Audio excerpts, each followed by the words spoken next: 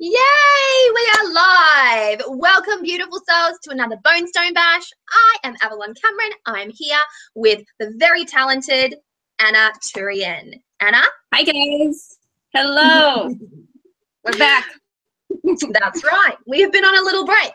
And as a result of that little break, we have managed to accomplish quite a bit. Wouldn't you say, Anna? Yes, I think we're in a good spot. I'm happy. I'm happy too. I must say I am happy too. So we finished up our last Bonestone Bash, which was the 12th Bonestone Bash. This is the 13th. We finished up with, I do believe it was the Page of Swords. So the wizard-esque Page of Swords, like a little bit of a young Merlin there. And I think that was it. And so what we have for you today is the Knight, the Queen, and the King of Swords, which I do believe Anna has posted up images of in the Bonestone and Earthflesh Facebook group.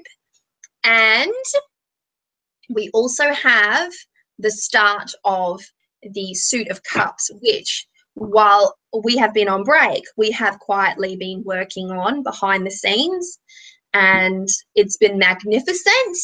And we were able to do some really creative stuff with the Suit of Cups, and it's gone in a direction that just makes me really happy, actually. It just makes me really happy.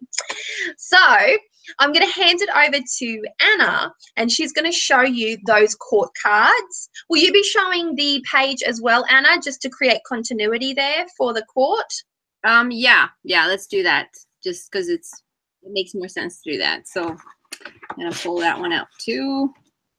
Perfect. All right. Well, I'll mute my mic so that the camera stays on you, and let's get started. And hello to everyone too, by the way. Okay, so I'm not going to talk too much about the page because we did talk about it last time, but I will show it. So let me just adjust my, there we go. So this is the page, hold it like this, Page of Swords. And again, we have him mastering the ace, which is the feather from the Ace of Swords. Around him, there are books that are flying. They have wings. They are magical books. And you can tell that he is still a student. He is in the process of honing in his abilities. And you get this kind of see-through ceiling. And again, we had one of the viewers came up with this idea. He suggested having something like this similar, and we, added a little bit of our own touches to it, and it ended up looking like this. So this is the page. Okay. Moving on to the Knight of Swords. This one you have probably seen on the Facebook group, but we didn't reveal it. So here is this is the Knight of Swords. And we're portraying Athena here. She is on a winged horse. And you can see the wings, the Pegasus, and she is kind of coming at you. We want to give this feeling that the knight is in motion. So he is all about action. He is all about moving from the page state, right? So he has mastered the page and he's moving forward. He is the action of the swords. He is not static, and in this case it's Athena again, right? So Athena is the goddess that of wisdom, right? Athena. And yes, right, wisdom and battle strategy. So yeah, and I should know because I just read that story to my daughter. So and she's holding the sword, and she's almost kind of coming from the card towards the viewer. So this is the Knight of Swords again. And then if you can also see the cards online on the Bonestone group. Okay, so, aha. And here is the Morgan, the Queen of Swords. And so the Morgan, we chose to use the Morgan for this representation of the Queen of Swords. She is not to be messed with. In her hand, she holds the skull, in the other hand, the sword. But the sword is not pointing up, right? Because she's not attacking. She is, you know, she can if she wants to, but she is not attacking. She has wings, raven-colored wings behind her, and she also has a headpiece with let's see, the raven skull. And you can kind of see, I'm going to hold it like this. Oh, wait, you can't see it. Okay, the dress itself, so it has kind of this intricate lacy pattern. And throughout the swords, the background has this kind of bluish tint, stormy sky feel. And you will see this throughout the entire suit of swords, because it's all about air. A little close-up of her.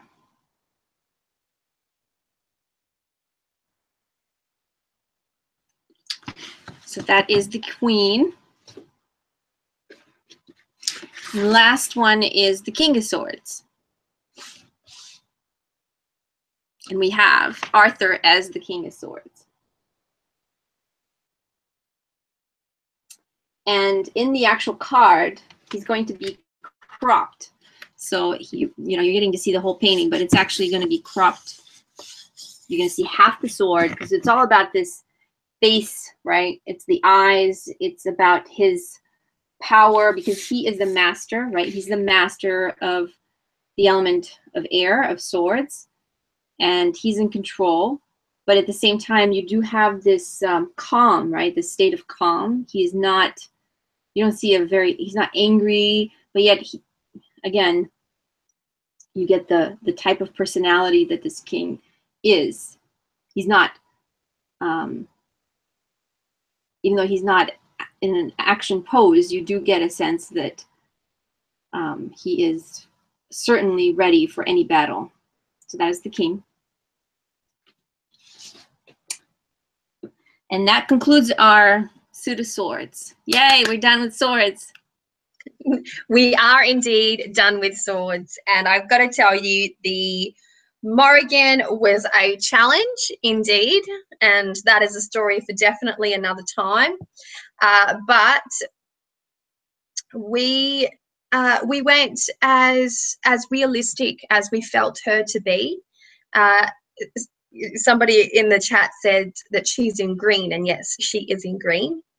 It's a verdant color.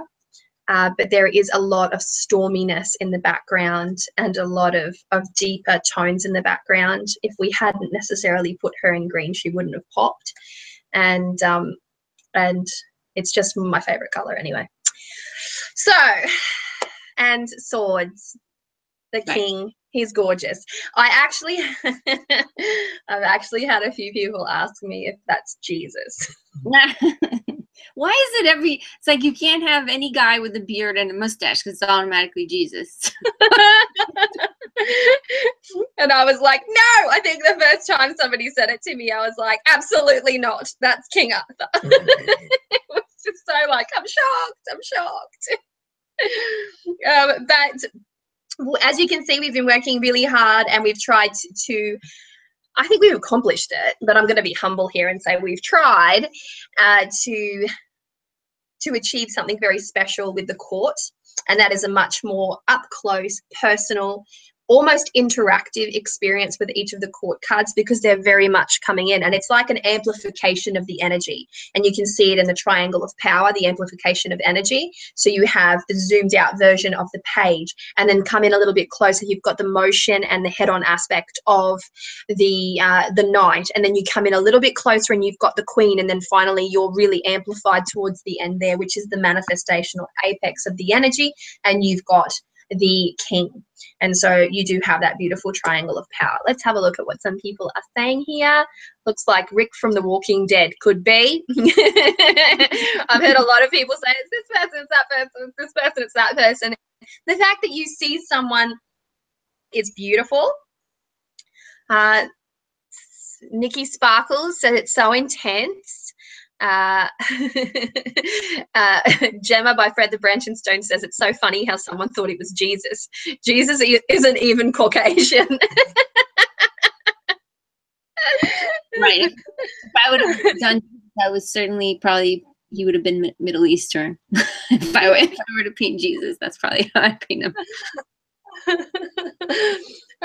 We have from Solare Willow, we have the love. I love the Morrigan card, especially with the green dress, because it reminds me of the other aspects that are attributed to her in the various myths and legends. Exactly, exactly. We don't like to typecast our deity here.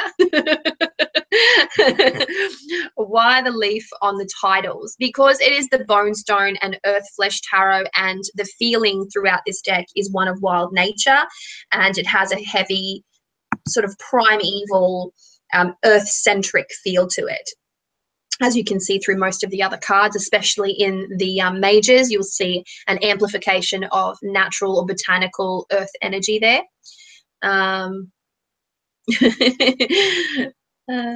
what else? Someone's asking if you could show the, Amethyst Rose is asking if you could show the King of Swords again, please, Anna. Yes, yes, hold on. And Mistress Panther Knight, Anna, you are so awesome and talented / gifted. Oh, thank and that you. has 3 stars on both sides, which equals 6 stars. You're a 6-star. Thank you, guys. Okay, hold on. I'm gonna. All right, so here is the king. Let me just flip the light. Okay. Ah, there we go. Can you guys see him? There it is. There's the king.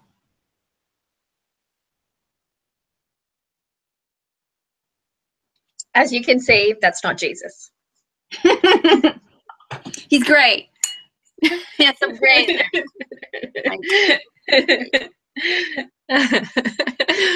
Alrighty, well, now with the completion aspect of the swords, or the suit of swords as a whole, we have in fact completed the suit of swords, which is very exciting. So we've completed the major arcana, and the first suit as selected by community vote was the suit of swords. It's done. Yay! And community voted again, as community loves to vote. Community voted again and chose the suit of cups as the next suit to be worked on. Now, Right. we've had a little break. And we've been quietly musing behind the scenes. And I went away. I went camping for about 5 nights at a national park, just full of waterfalls. So I sat in water all day long. And I've got to say that it was the best thing that I could have done. I went there for different reasons. It was school holidays. I didn't go there specifically for the reason of attuning to the element of water, but I did feel that it was necessary for me to do so because, as I have said before, water is my shadow element. And so I need to spend a lot of time with water. It can be very difficult for me. And so I made a point of getting in the water every single day. Like every single day, no matter how freezing it was, I was in that water. And came back, and Anna and I started talking about the suit. We had a live, what do you call it? We had a video call. That's Right. what it's called. There's so many different ways that you can talk to someone on video now. I don't even know what to call it. It used to be just Skype. It's no longer Skype. We did Facebook chat. We Facebook chat. That's right.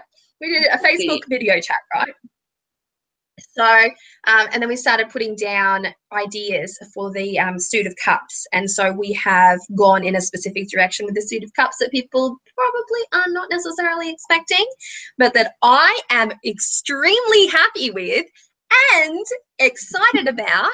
Let me tell you the story of when Anna showed me the ace of cups, I was standing there. I grabbed to my phone, I'm like, ping, innocent little ping of an afternoon, and I've looked at it and I've just gone, and I had goosebumps all up my arms. I'm like, that one gave me goosebumps. I'm so excited.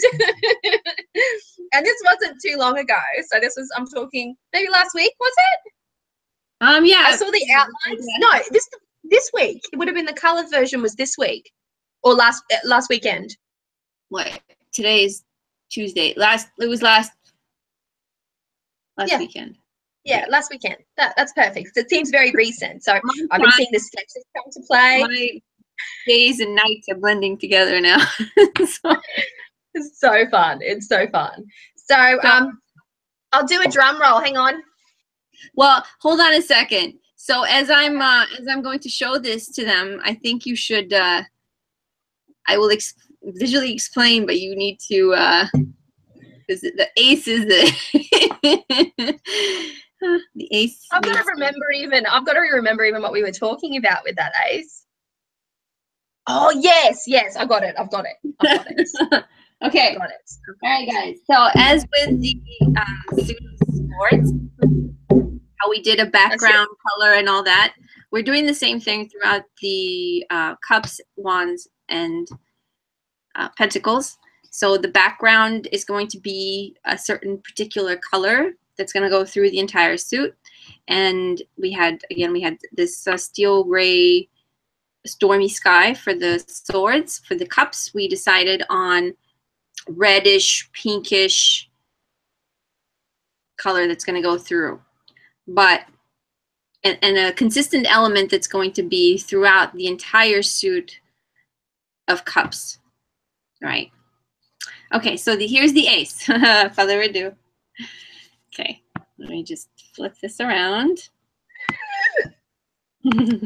Okay, this is the Ace of Cups. And this might be a little bit, let me just get there we go. Okay, so the Ace of Cups is the blood moon. And the blood moon is, well, first of all, our emotions are governed by the moon. They fluctuate, right? And the cups are all about emotion. And the blood moon here, you see it in this kind of dark sky. The clouds are showing the reflective reds, and within the body of water or blood, you can see the highlights of the moon. So Avalon, go ahead. Okay, so we were going from the angle of water as the conduit to the divine, and our greatest connection of liquid, fluid, and water is through the blood within our body.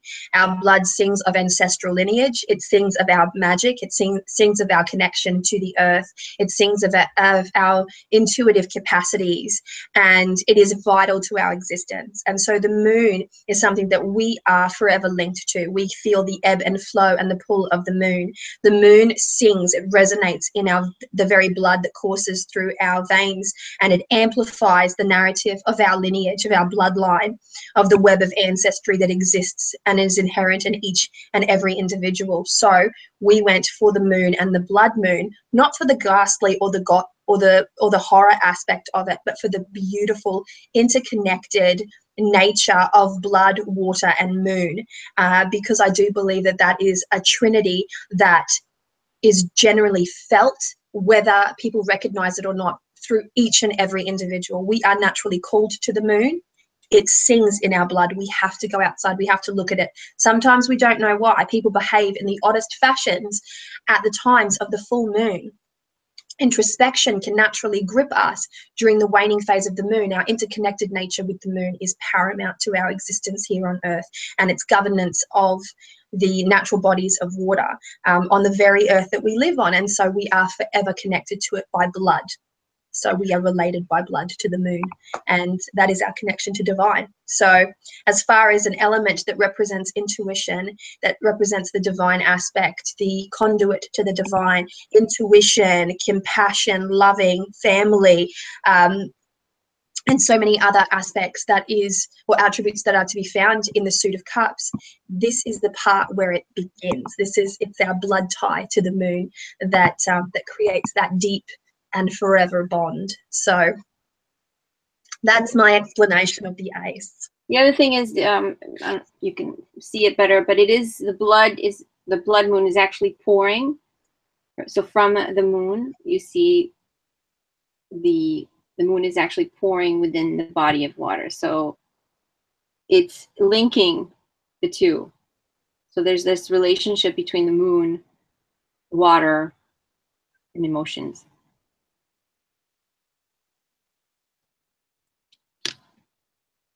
And you can see the card better on the, because for some reason, the way the light is hitting, it's reflecting the black. But I'm going to post this on the group, and you can see that you can see it much better. Yeah, if you're wanting to have a look at a bit more of a realistic color tone in the card, then have a look at the group, and Anna's going to put in that element, because it's not the black that you're seeing. There is a shadowed element to it, but we've gone for more of a midnight aspect, and the body of water beneath is not necessarily blood. It's a body of water, and there's blood dripping from the moon into the body of water. You don't have a traditional cup because we're not a traditional deck, and we're certainly not boring. So what we have is that vastness of water. In the same way that we had a single feather for air, there was a vastness of air around that feather as well. It was just empty space. That space is filled with what? It's air. So the entire card was indicative of air. Here we have an entire card indicative of water and its major governing body. So so moving on to the 2. Okay. Here is, okay, 2 of Cups. Okay, guys, let me just do this again.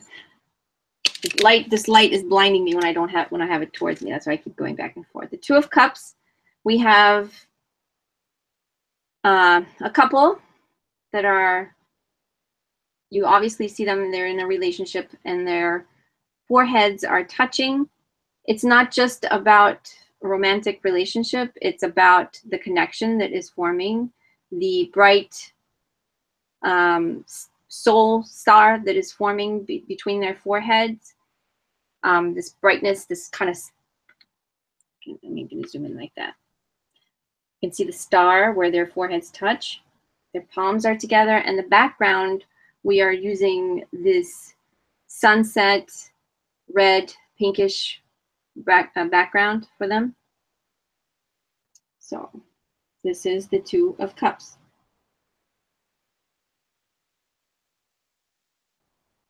And they're both in like this kind of shadowy, they're not very bright because they are under the sunset. So you're not going to, you have to keep in mind that we're focusing on the connection between them, not necessarily them as individuals.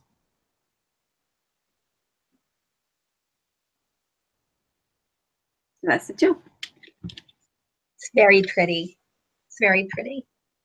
It's about that deeper soulful connection when you recognize your counterpoint in another. It's about, the soul's link, the soul's connection, and affinity, and it's friendship, it's love, it's compassion, it's understanding, it's being on the same wavelength. It is true and honest, authentic recognition. It is the namaste.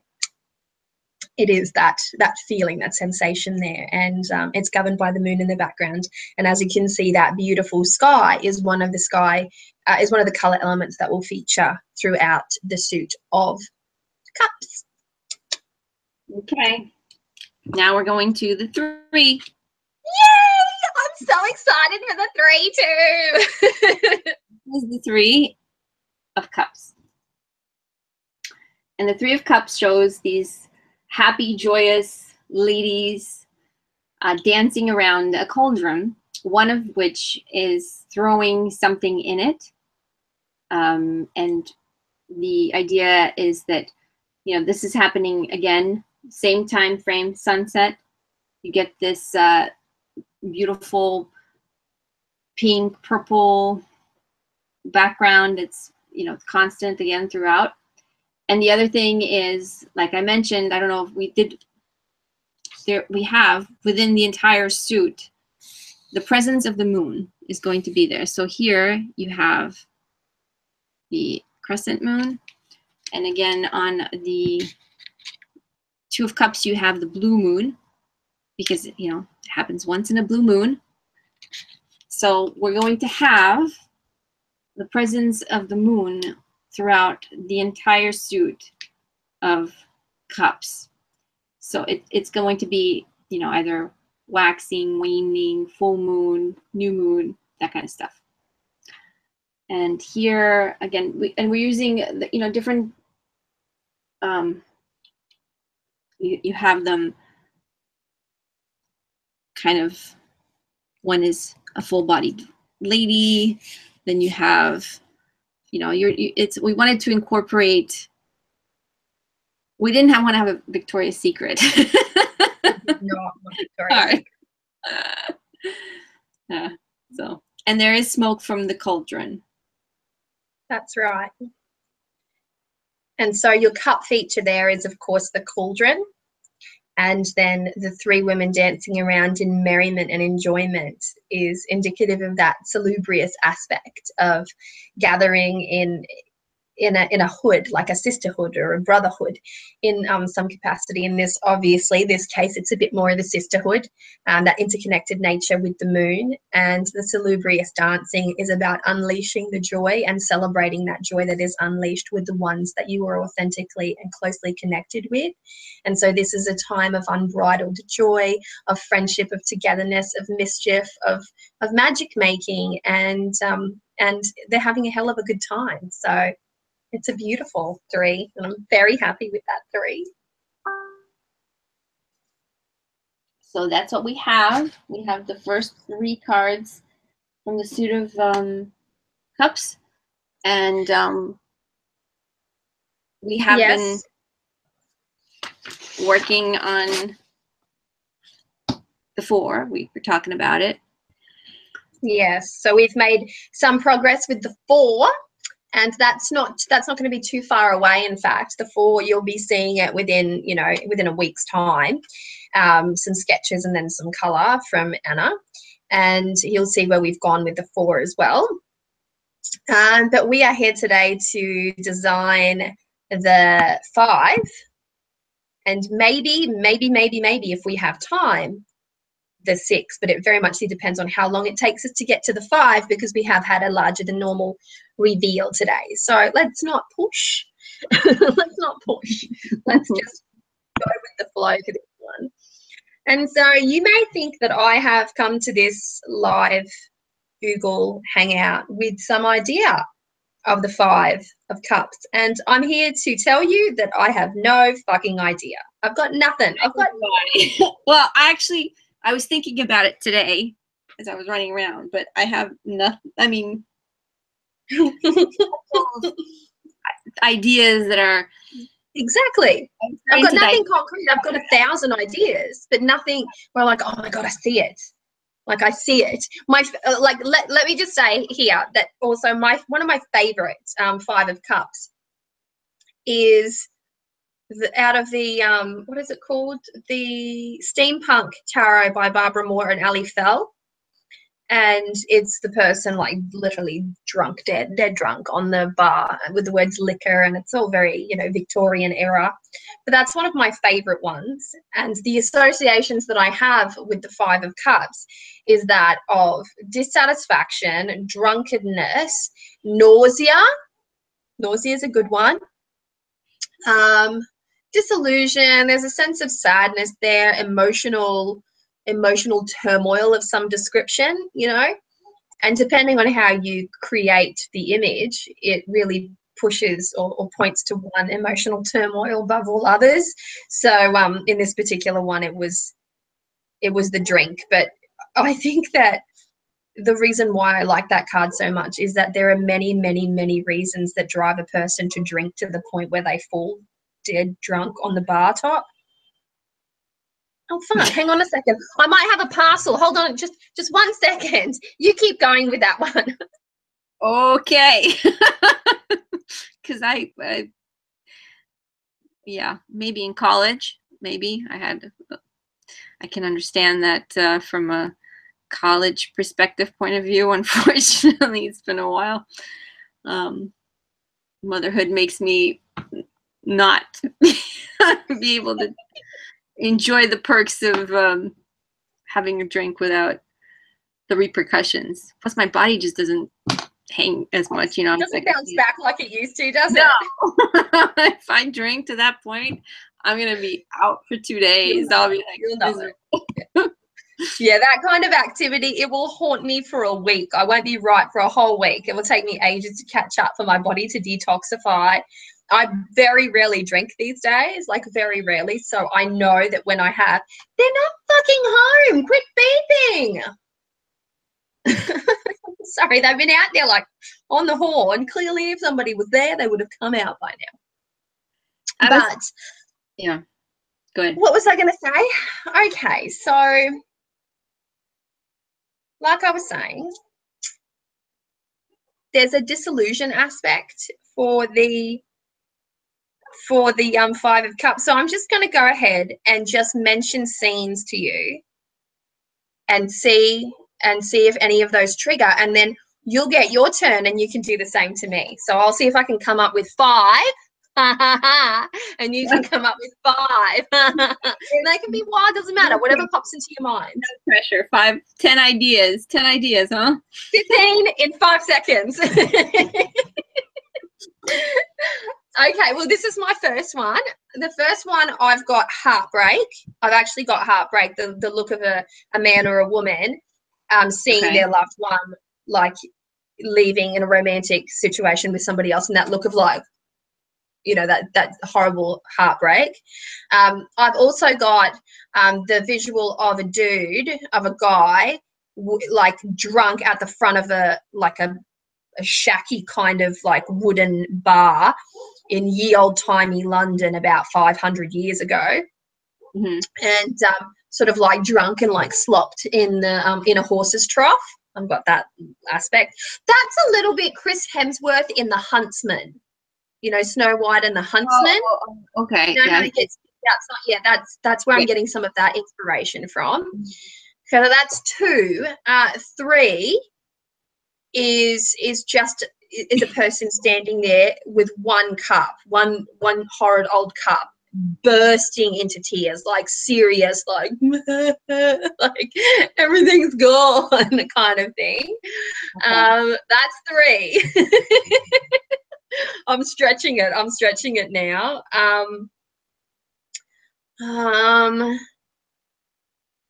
There's this one's a bit more abstract, but it's a message in a bottle that gets lost. Okay. And I'm writing this down just so I... Oh, good. So you're being organized when I'm not. Perfect. So yeah, the message in the bottle that gets lost. So it's just bobbing around, and you can see some kind of message, like it's a close-up view. You can see some kind of message. I'll love you forever. Please respond, kind of business. And it's lost in the vast sea, kind of business. And I like that one mostly because it could very well be that, you know, the message that never got through, and then the person married somebody else as a result of it because the message never reached it in time. Oh my God, see, I'm such a romantic. And how many is that? That was 4. One. I see a novel forming. It's the Notebook. I know. It's like the message in the bottle. And then 5, I see. Let me think for the 5. Wasn't this 4? 3? Wait, did I miss one? No, 1, 2, 3, 4. Okay, it's the 4. Yeah, 5. Okay, 5. So I've got 5, and that is, I've got no 5. I've got 5, but I don't have any 5. Oh, okay, yeah, I've got 5. So think Mississippi River. Don't know why I've said the Mississippi, because it's just an iconic image that came into my mind. The back of a ferry. and somebody like scattering like forget-me-nots, like, you know, that kind of stuff, like Okay. just throwing a woman, for instance, in a dress, like throwing away some stuff. Yeah, that's it. That's my 5. That's all I've got. Okay. Okay. No pressure. Okay, so I have to the way I organize, I have to like dissect the card first. Sorry. Okay, so the 5 of Cups usually is seen as somebody that's crying over the cups, but behind there's like the sky. You can kind of see the blue sky. So it's not all bad, right? So it's you're pretty much crying over spilled milk. Kind of how I see it. Like you're only seeing what's in front of you and not what's beyond that point. At least that's my interpretation of the card. So to that end, because it's not like the 3 of Swords, right? Because the 3 of Swords usually it's a different type of, it's a mental anguish. This is more of an emotional anguish. So when we're so trapped in emotions, we can't really see the big picture, right? It's very hard to kind of not look. So to that end, okay, my first idea that I can come up with, Christina D, this is what I'm talking about when I say that I sometimes have no clue. We've got two here, Anna, that's worth looking at. So Tiger's Abyss. How about crying into a cup overflowing where the water spills over plants, where the water spills over plants. The plants are growing or the animals are drinking, okay? That gives you an idea. And then Nikki Sparkle, I see a person sitting on the ground, hands in the dirt, emotional or just empty look, has been crying, and shadow in the back, like black robes walking away, and a dark moon, despair, numb. That was 2 there. Those are good ideas. Yeah. Okay. What's the best? Okay. Which one? What did I miss? Moena, she's right. Delirious Dionysus, wine and energy.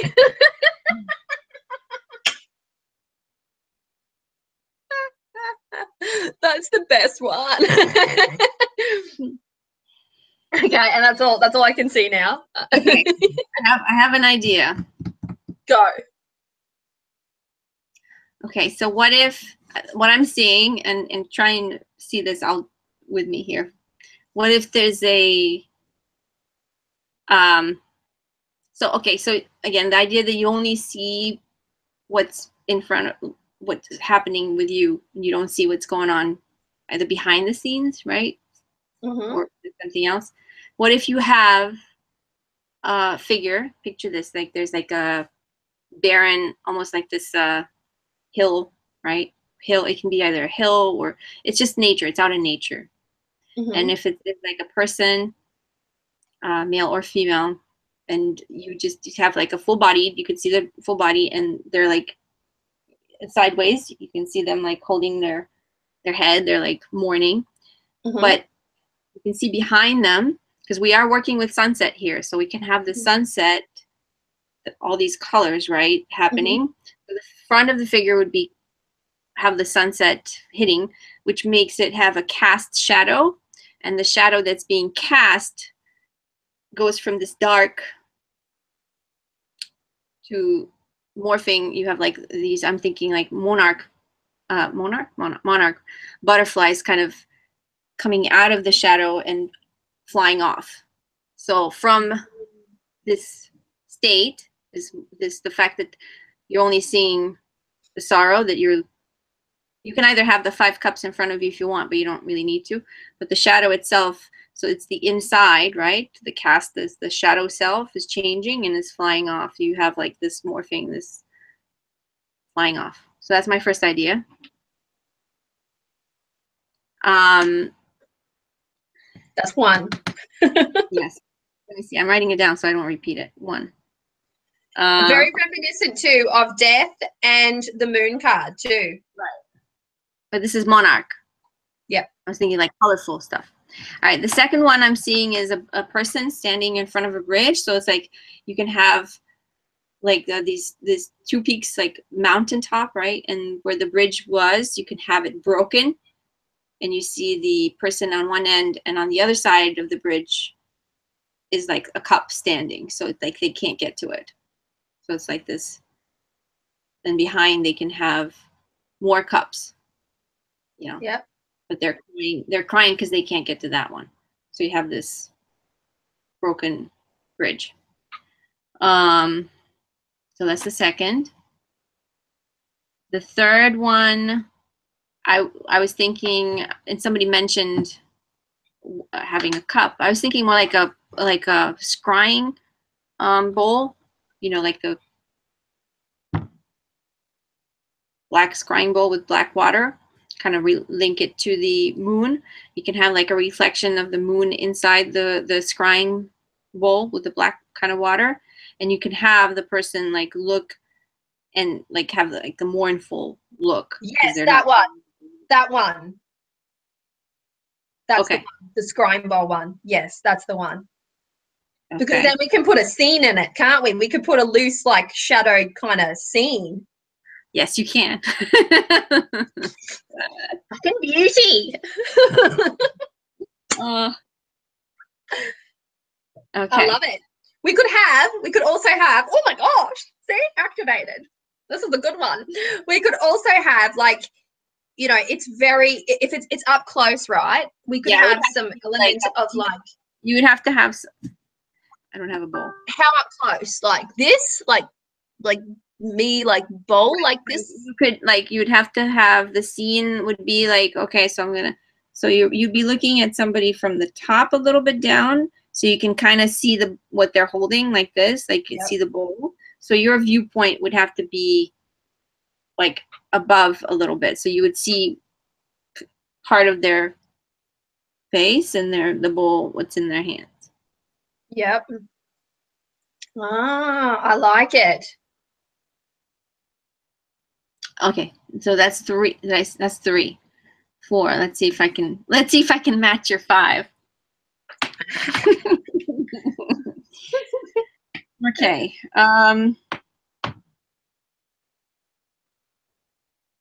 Okay.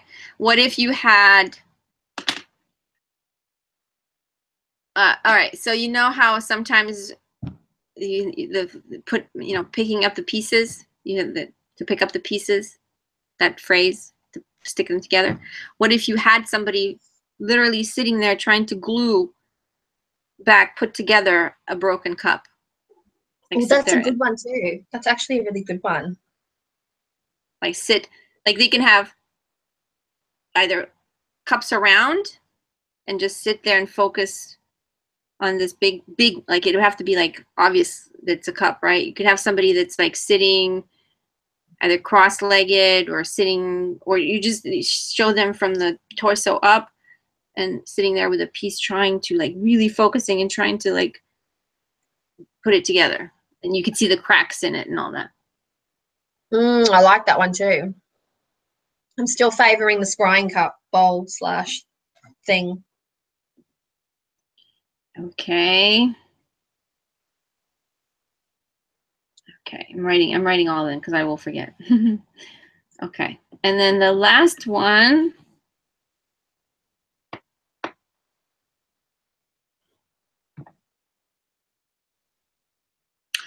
Well, here's the thing. Like sometimes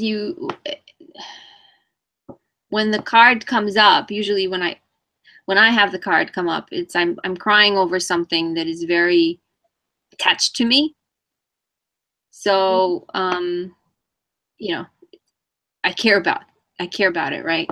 What if you have,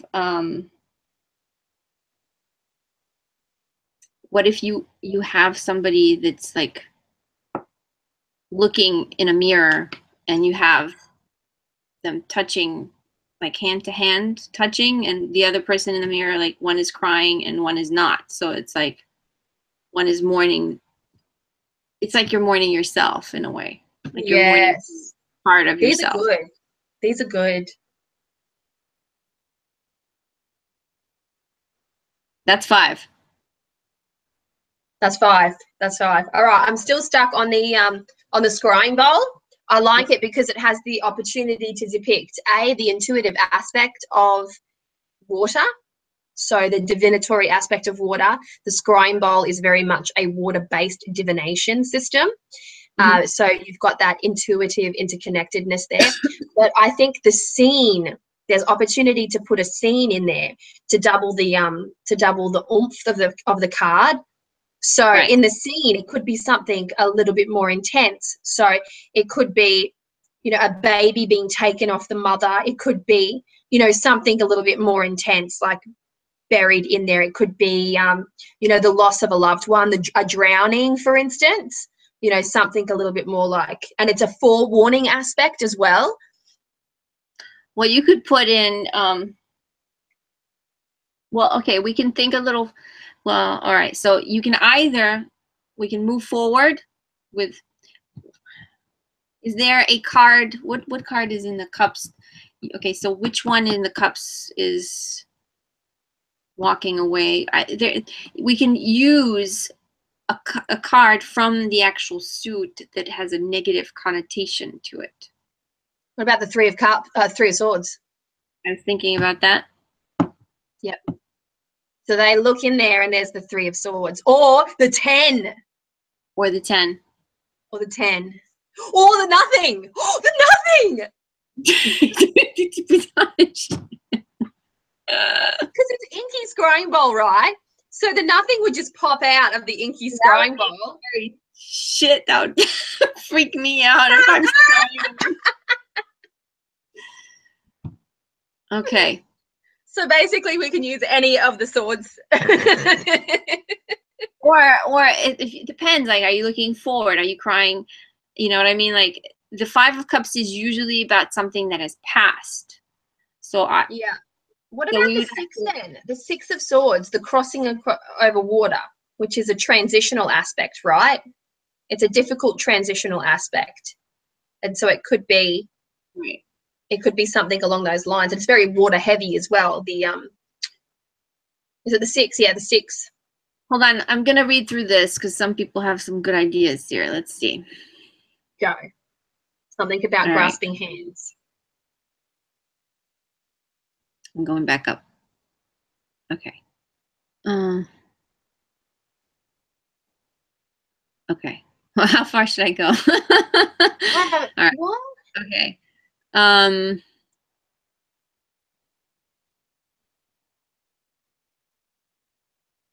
A wave of the, okay, so Nikki Sparkle. Can there be a wave of the ocean in the background as emotions overflowing the person? A wave in the background of the card, or are you talking about waves in the scrying bowl? I'm trying to figure out which.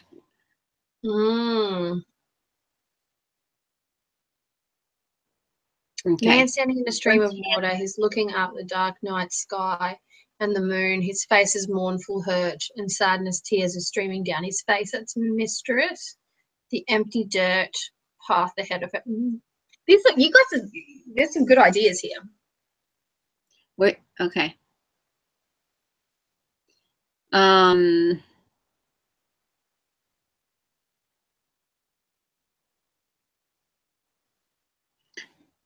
Okay.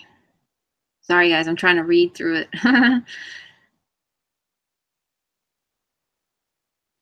Okay, so what if the scrying bowl is a scene of mourning? Marowina? I hope I said that right. Well, yeah, I mean, we would pick something that's like sad, probably. Yeah, something pretty sad. Somebody said 8 of Cups walks away. Right, the 8 of Cups. But see, the 8 of Cups is in full. It's happening after the 5 of Cups. And usually the 5 of Cups is crying over loss that is past. I don't know if if we want to keep that, or we could show something in the future, you know, but that's like more of a premonition versus a mourning of past, I guess. I don't know. What about grasping hands? That's, you know, that could be a freaky little thing. Have like a hand coming out of the mirror and offering or like taking a cup away or something. Like taking you could stretch it out a little bit more, right? So imagine this scene. Let me just set the scene for you. Let me just set the scene, okay? So you're in need of an answer to a situation, a terrible situation, right? So what do you do in olden time world? You go to the seer, to the oracle. And you go to the oracle, you pay your money, you have got one question, and the oracle then peeks into the bowl and she has a look for the answer, and the answer is not necessarily what you want to hear. And so it causes that sense of despair. But the thing is, I find that with any form of divination, it's not set in stone. There's always the opportunity for change. So anything that comes through is a forewarning. It's either positive, do nothing and this will happen, or do something and you will change the course of the situation. So there's an element of empowerment there when you involve the divination aspect. I just can't necessarily see beyond that. You know what I mean? Well, let me just set the scene. Yes, I did say that. So I like the scrying bowl aspect. I like the message in the bottle aspect. I like the idea of the witch in the woods aspect. So the person goes to see the hedge witch on the edge of the, you know, on the edge of the town, and does that. They do the little consultation, and it's, you know, it's in their cottage. It's in the cottage feel, and they're both peeking into this bowl, and they see a message. It sees a mess. There's a message in there, in that little bowl there. And so there's the opportunity. And the person, obviously, to get to a point where you go to seek out the, you know, the hedge witch at the end of the hedge, the boundary of the town, you need to be emotionally distraught. You need to have reached that point where you can't answer for yourself, where there's no other way that you can find this information. You have to go to an outside source. This is part of the reason why people go to tarot readers and oracle readers and, you know, bone throwers and charm diviners. You know, you go to divination because you need to know, right? You want to know, you want a different perspective. And so I love the divination aspects. The scrying bowl must be there. But what happens around the scrying bowl and in the scrying bowl, that's the challenge. Right. That's the challenge. Well, that's why I was like thinking that, I guess I'm connecting the four of so the Four of Cups is you're being offered something and you don't want to, like, you're not interested in it. Yeah. Right. So you're being offered an extra cup.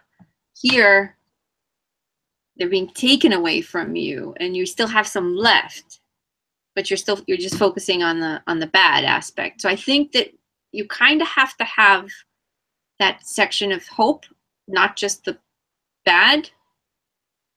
You know, I mean, like we can't just show the mourning, because you have to have something to support it. That show that you could, if you just turn your head, you could see the other stuff. You could see the other stuff too. It's being over here,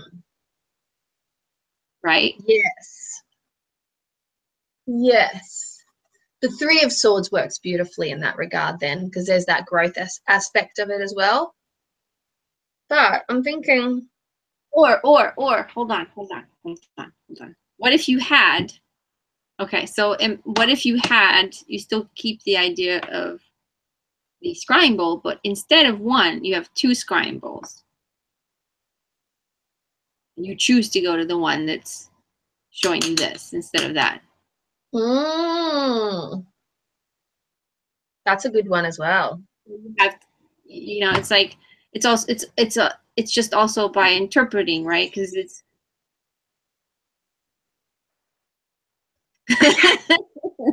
two ideas came to my mind then. One, an old lady or it could be an old man, it doesn't really matter, an old person, old, wrinkly, elderly, aged person peeking into the scrying bowl and seeing themselves young, as in like lamenting the loss of their youth. You know, life doesn't end there, but there's like this sense of like regret almost at, you know, perhaps wasted opportunity or something like that.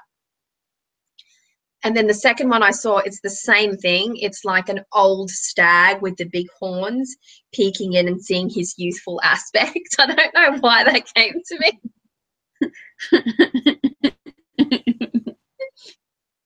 But I had to mention it because, quite frankly, it's all part of the process. Yes. Yeah, you might. I'm not sure this is going to come through the way you see it. In my head, I had a very like cartoon-esque one, like a big stag and then Bambi. Right. Oh, okay. No, but I think that there's that element of like age, of like perhaps, you know, take this for instance. This is a perfect example, I think, one of the many examples of the 5. It's, think Titanic and think Kate Winslet, the love of her life. She wouldn't let on the floating wouldn't think, and he died, right? But she loved him and he died. And she went on. She wouldn't let him on the floaty. She would let him on the floating piece of wood that could have essentially saved his life and kept him, you know, non-hypothermic. But that's all right. Nobody points that out in the story. It's just like, oh yeah, and he drifts to the infinite beyond, right?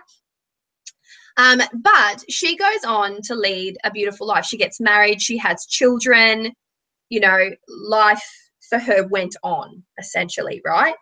There's also, and that's one of the aspects I think of the 5, is that things happen that cause us tremendous amounts of sorrow, but that's not the end of it. You know, there's more life to come. There's more opportunity to be had. There's more enjoyment to be found. And, you know, these 5 of cups, they're roadblocks in an emotional capacity that stop us in that moment and allow us to feel like that may be rock bottom. All the 5s, I think, do, well, with the exception of the 5 of wands, because the wands are just showy motherfuckers and they just want to have a fight. So what you'll get there is that feeling of the end is there, but it's not the end. It's only the emotional perspective that's it. Because you have to pause for a moment, and in these moments of extreme sorrow, you have to honor that. You have to hold that space for yourself. You have to be present for yourself.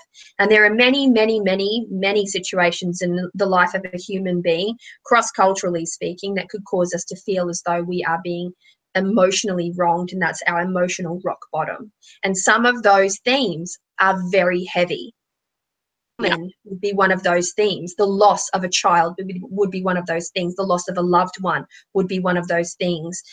You know, something taken away from you that holds an extreme amount of emotional bond that would cause you to despair in that emotional way. And it is a card of essentially loss, of the loss. It's not a card of that's it or that's the end of it. It is a card of loss, and of holding that space of loss for a moment, but never forgetting that there is more beyond that than just that loss. So it has to be a snapshot of a moment in time that depicts that loss, that mourning, you know, that situation. And then what a life if you moves on. I along that idea, I think, okay, so I think we need to show it's you know, when we talk about loss, and it's almost like you see it in a movie, right? You see the progression, you see it's time, progression of time usually is very easy to be shown in a movie or in a motion, in a, something is moving. That's how we understand it, right? In a photo. But we have 2 images that we need to show. And when somebody has to see it, they have to get it. You know, you have to get the fact that it's mourning this, you know, this stage of life versus this stage of life. we don't have multiple cards to show, kind of like, I wish we did. So I'm thinking, what if we show something that can, what if we look to nature in a way? Because this is, you know, we do have this theme of nature throughout, and we should utilize that. We shouldn't just look at people necessarily, because we can convey that information. Because if we go and we focus more on, say, childbirth or something, and even though those are very strong to us as women, right? I get it. But that doesn't necessarily, it's going to be conveyed the same way throughout to somebody else. That's exactly right. So I'm thinking we need to have a visual that will show that, but that can be like, you can get it. So in this, like, for instance, if you have, use the backdrop that she has, somebody mentioned that, to have something in the background. What if we had, so it depends what you want to show. If you want to show old age or loss inside, or do you want to, so if we want to show the loss inside, for instance, you could have behind, obviously you have this beautiful sunset, but what if behind you have this lush green trees and everything? You have this forest, because our deck is, you know, you have a lot going on with the forest. What do you have? This lush, you know, full forest, but what she's seeing is like a burned, dead, or like branch, you know, like burned forest. So it's like she's not looking behind, she's not seeing the lushness behind. What she's seeing is the death inside. I like that. My only concern with that image is that if there is burning, that's very wands. Or it can be winter. You can have two. So you could have the arid nature. What you were saying there kind of got me thinking about something else in regards to nature. And this could be a sensitive one as well. But elephants are water bearers, right? Beautiful, majestic, lovely elephants. They have their tusks removed for, you know, to make cups and drinking horns and, you know, and all manner of furniture. Like, is that something that you could include there? You mean on the actual cup or inside? Well, as a card, like, could it be an image that fits that card well? Could there be the tusking of an elephant, a majestic water-bearing creature? I mean, the idea is a good idea. My only concern is that you're going to have, the card is going to be, that's the problem is that you're going to have this much space in a card, and your bowl is going to be this big, and then it's going to be kind of hard to include a very big scene. That's the only That's why I'm thinking that it has to be something that people can look at and see.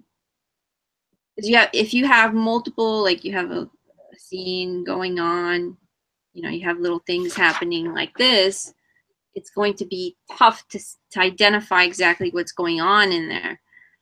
Unless somebody, like, I mean, I guess they could flip the card and try and figure it out, but you kind of want it to be, you know, so sad, elephants hurt. Somebody. So sad, elephants hurt. Yeah. But what else can have? A fairy woman walking down an empty dirt path, picking at flowers. But as she walks, there are flowers growing behind her that she doesn't see. A sad one? She has to be sad. It has to be sad. Is she picking them for a grave? Maybe. Grave in the background. What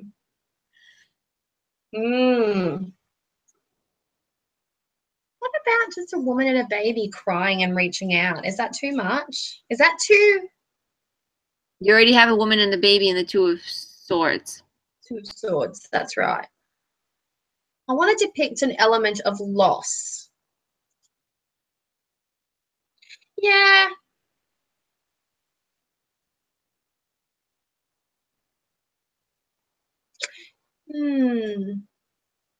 I'm stumped. I'm really fucking stumped. Well, you know, if you have, okay, all right. You know, Native Americans, right? Like the Indians? Yes. you had the long hair. And the long hair was something that was very important to them. And so it helped them supposedly in battle. They had it because it was an extra sense for them when the wind would hit, they could sense different things happening. And one of the, cutting off their hair, like having it cut, was a bad thing. Like it was a major loss. Mm. So like having something, like almost like something that is, but hair grows back. It's true. Traditional. Why not go more traditional with the nature? Avalon Cameron. Some of your cards are pretty traditional. Why not go more traditional with your nature pagan twist? Oh.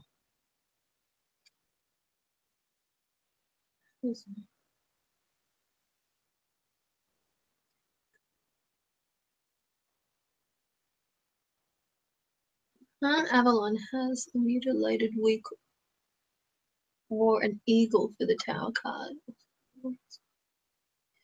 Reaching out too much. Love to see a masculine scene of loss that is okay to grieve. Lilith makes a nice one. Cauldron. I would like the scrying bowl to be an upturned skull, but I never get that many skulls in my deck. I want to just honorable mention to an upturned skull. Honorable mention.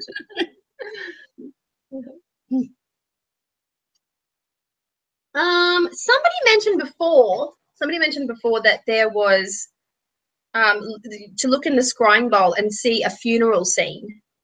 Right. That's not a bad idea. Likewise, nor is the deterioration of a landscape a bad idea either.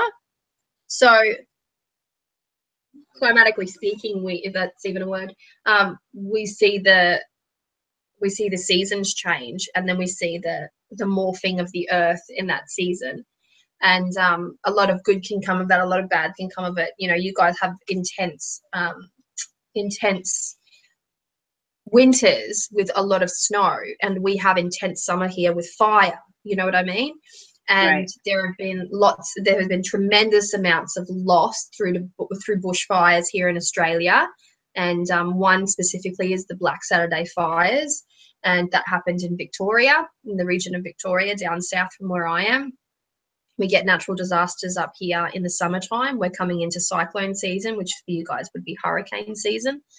And so there's a lot there for to think about, as well as how nature can impact in a destructive sense the earth. You could also see a tidal surge, the idea of a tsunami, a tidal surge in the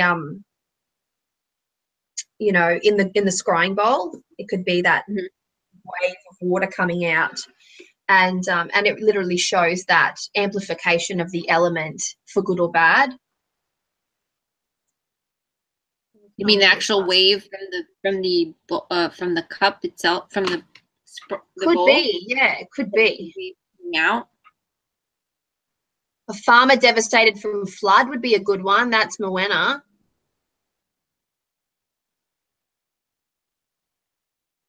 That would be the destructive aspect of an element, to see, if, let's say, they've gone, I guess back in the day too, we have such a thing as the Farmer's Almanac, right? And we got a lot of traditional folkloric names of the, of the moon, the snow moon, the flower moon, the wolf moon, the hunter's moon, etc. Right? So there's a moon aspect. There's a lunar link there, because we're going to have a moon in each one of the cards, which is why I'm mentioning that. But it could be the sickle moon, for instance, the reaping moon, or the waning moon, and it could be, the fact that a farmer goes to do his divination, to go to his water bowl, to go to the woman at the edge of the town, and sees flood. And there could be a little something there for him too, because flood was prevalent.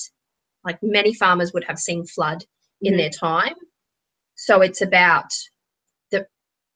there's a past element there of flood. There's a future element perhaps of flood, but there's the devastation of his crops essentially is what I'm pointing out by flood. But what if we have that? What if we, okay, so hear me out.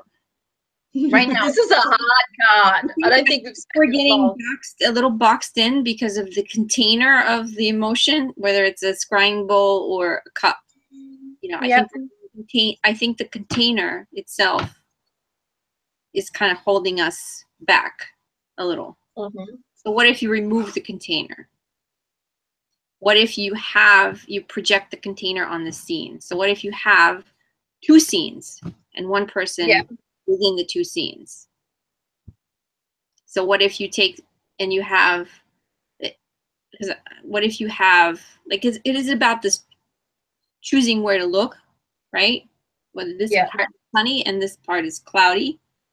So what if you have this, whatever it is, if it's a funeral, if it's a scene, if it's a devastation, but you have almost like this transition going, right? Either the person is standing and is choosing to look left instead of right. It's as simple as that. Yeah. We make it so that the scene is clear, that you have night and day, and you just choose to look to the night or you choose to look to the day. It's about how you are looking in that particular moment.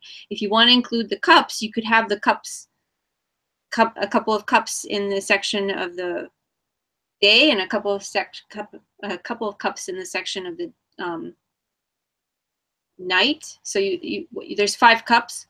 What if you put 5 cups and one is straight smack in the middle? Like you have the 5th one in between the 2 stages. Where are you going to look? Are you looking to that one or are you looking to this one? That's, I mean, that's how I'm like trying, because I think we're like, we have all these good ideas for scenes, but because we have like the container is small because it's in a card.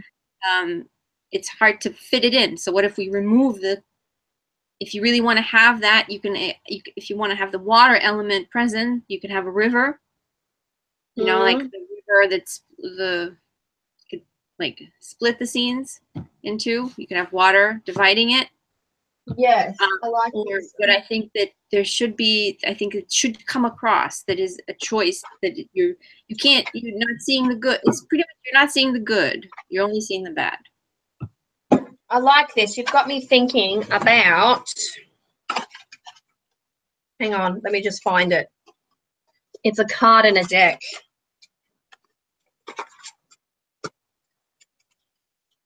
Well, that, hang on. Marowina, that's exactly what I'm saying. She's saying, how about not have any cups or bowls and instead have a scene of loss with hope? Yeah, that's what I'm saying. Like you just okay. Look at it. Yeah. So you mentioned something in one of your 5 about a mirror, right? Right. And so what if the mirror, think of the mirror as not necessarily like a mirror, but think of the frame of a mirror, right? An upright frame of a mirror on a very ever so slight angle so you can actually see this detail. But the mirror is water. Like the mirror is actually water.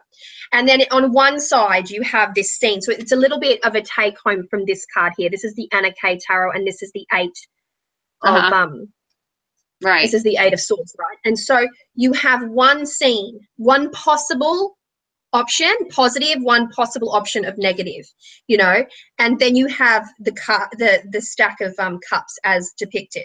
So there's 5 cups around the bottom. But the focal scene is you can either be the person on either side is standing there and the scene behind them is going to be negative and then the scene behind them is going to be positive. There's no link as to which one is real and which one's the reflection. It's simply a matter of perspective there because of the mirror. And so the mirror is kind of like a water, kind of like a remember Stargate? Right. Yes. So the big sphere that you walk through is all one, you know, and so you have that water element there, and then on either side of it you have this scene. You have this scene. The scene of either side. It's either the loss of crops, like this dude here, only he's crying his little eyes out instead of he's marveling because this is the Seven of Pentacles. He's pretty happy. He's like harvest time. But that could be an arid thing. He could be pulling up rotten crap from the soil. Right. And on the other side, he could be having like a wheelbarrow full of harvest, right? Of something could be positive that he's same person. You're showing two figures. The same figure but depicted twice. Right? Depicted twice in two separate situations wearing the exact same thing. It's a simple matter of expression only. Right. Mannerism, expression, and the scene that is in either one, that would really. Yeah, I think that could work. I think that can be done. Now, what scene are we looking at? Because that's important. And is it, I mean, yeah. The scene. I think that, okay, so the less people you have going on in the background with the person, the less confusing. So you want to keep only two figures if you're going that way. You should have what's happening as the sceneries and the focal point, that particular individual. The moment you add more people to it, it's going to get confusing. So I'm thinking maybe on one side it could be an arid landscape of the drought, and then on the other side it could be, you know, lush harvest, you know, nicely toiled fields, that kind of business. Okay. Or that same idea, but in a different, you know, with a different setting. It could be, you know, flood on one side, for instance. That could be the devastation. Too much rain would cause a flood and would cause devastation. Just enough rain, just a good measure of water would create a very lush, verdant field. And so you could have it in that way as well. Yeah. I think that that can come across. You can draw that out. And I'm thinking, I'm not 100% sold on the scene. That, and I just had another idea. Sorry, that's why I'm like. Yeah, go. I'm not 100% sold on the. I'm sold, but I'm not sold. I had another idea, because you said the ripple thing, and I was thinking like, this to me, this card is all about like the motion, right? Because you can see him crying usually. So you, like, what if the person is actually made out of like water instead of having like they become, like, you could show the outline of somebody mourning, like the position of crying or whatever, but they're made out of water. They're made out of emotion because they're going through this thing and they're like focusing on this. So it's all about what they're feeling right then and then, instead of showing them. So like you would have like there would be, you wouldn't see skin. You just see you'd see like a person literally out of water. Yeah. You always come through with one of those. You always do. You always come through. What about if it was pure fire? I remember when you said that to me. Love those. Fire and water. Just as I always say, maybe we could have a skull. You're always like, what if they're made of? And I got water. Juniper Moon has said something that I really like, and you'll remember this one too, Anna. The bloodwood tree. You know, right. The bleeding tree. I remember I found that. I was looking at that. And I couldn't believe they actually exist. Yeah, that's true. They exist here. They're a thing. And they're at the very center of the Indigenous seasonal calendar for the Northern Territory Indigenous Aboriginals, Australian Aboriginals. So that's a thing that can be found in, you know, online too. You can actually look that up or go to any local ethnobotany museum. But I quite like it. I quite like the bloody look of the tree, you know. I just don't know how that would. I don't know how I could use that. I don't know how I could use that though as a 5. Yeah, it's more of a 3 of swords for me, that one, to be honest. Yeah. It's a very fertile card though. Like that's a really good omen, like the bleeding tree, because the little grub comes to feast on the sapling of the tree, and it's that little grub that signals the time of the wet season, and you know, so it's an interesting little thing. Anyway, but Would it be so bad if you exchange like the cups with letters? Like if you had somebody that's like, because you said message in a bottle. What if you had somebody crying over letters, over like a love letter? You know, like having that, and then just have like a serene sky in the background, and to depict like the possibility of the future. You could have like the scene of somebody like for example, at a desk, like 5, you know, cups in the scene, like they're drinking and they're writing out, and the water could be washing over the text. And I'm not sure where to go beyond that. Nikki wants your attention. I read something. Please read my text, Avalon. Oh, sorry. There's so much of them. Which one? Nikki said, "Oh, please read my text, Avalon, because I love that mirror idea. I'm going up. The person can be in a robe, a black one, looking into the mirror. We only see the darkness reflecting in the mirror." Ah. Is that, yeah, that's the one. Yeah. Okay. I'm not sure if that tells me the story that I want though.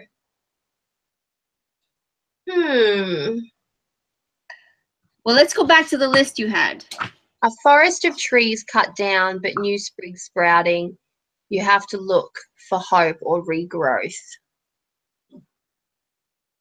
You can't do that one, because that, I remember that on Spread the Switches, you guys had, I forgot the name of the, Jillian, was it? Yeah. One of the cards you showed was a burnt down forest with new regrowth. Was that Jillian or was that Ellie? I think that was Jillian. Oh, Jillian's here too, by the way. Can't do that. I mean, I think that's what I remember. I'm pretty sure I remember that, because I remember liking that card. Obviously, I like the card, so yes. All right, I'm gonna read back what you had. So your first one, you had heartbreak, person with heart, clearly looking heartbroken. And I do like the idea of having an older person instead of, because usually you'll see a younger person in this card in the 5 of Cups. I think that having, you know what? Hold that thought. What if you had a sweet old guy, right? Like a farmer, dirty, kind of more native kind of farmer, like with his hat sort of scrunched up in his hands and like really, really crying, like really at a loss. Right. You don't actually know. It's not loss over a loved one. It's not loss over family. It's not, you don't know the loss. You just know that for a fella of his stature, for instance, to be sitting there looking up at the sky in some capacity going, why, you know, in that way, that you just capture the sorrow portion of it. Like you can contemplate till the cows come home why. And like I was saying before, there are many reasons that would take a person to that place of sorrow. So you don't necessarily need to depict the scene. You might just need to depict the emotion, you know, and it's an emotional card. So the emotion comes from within. You don't need any haunting. You don't really need any perspectives beyond that. I think the crux of the card is that emotion of loss. From the expression. Yeah. It's like the nothing, like it's the feeling of anxiety or fear, right? And this is the depiction of that same emotion. Well, not the anxiety and fear, but this is a depiction of emotion in the same way. Only this emotion is grieving, it's loss, it's sorrow at its deepest, most, you know, raw sense. And so you need someone who's bursting like bawling their eyes out, and someone who you would not expect. It could be a king. It could be a king with a crown. I like the guy with the hat, with holding his hat. I like that visual of having like a farmer, that kind. I like that. Because you think of farmers and you think they're resilient, you know, they weather storms, they care for the land, they're intricately connected to the land. And so when something, you know, to break that spirit, to break that hardy, toiling, hardworking spirit, here in Australia, it's a big deal. Like, we're going through a massive drought, and you see such sorrow in the farming community. And, you know, it's something that's unavoidable. Like, you can't bank on the weather. Yeah, I think that would look pretty cool. Like if we had like a really older guy, big nose, kind of big ears, like that face, that real loss. So when you look at him, it's like looking at a puppy and going, "Ooh." Aw.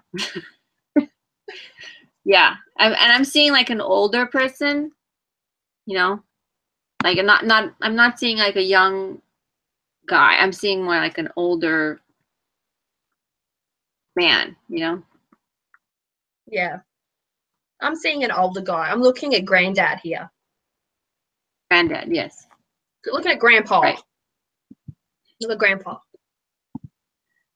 Yeah. And then you've added that element of age there. You've got the wisdom of the ages as well.